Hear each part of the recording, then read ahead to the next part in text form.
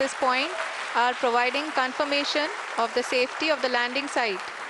As expected, the retargeting is going on, and this is a very good signature for the lander. अभी आप ये देख सकते हैं कि लैंडर की ऊंचाई लगभग 65 मीटर के आसपास बची हुई है.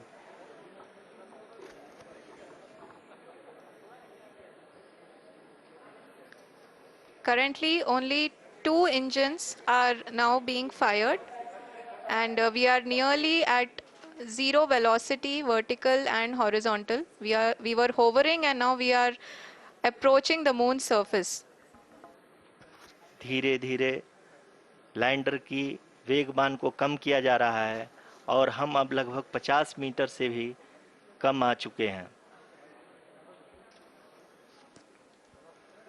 We can see the Honorable Prime Minister, Shri Narendra Modi ji, who is here to encourage us, and he is critically looking at the visuals.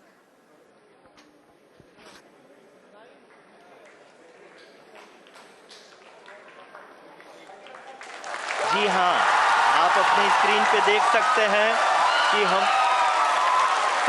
Lander module.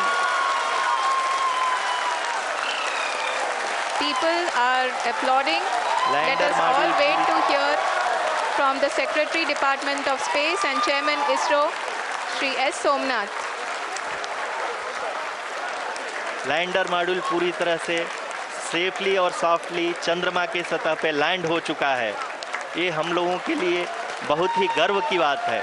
Hindi में एक कहावत है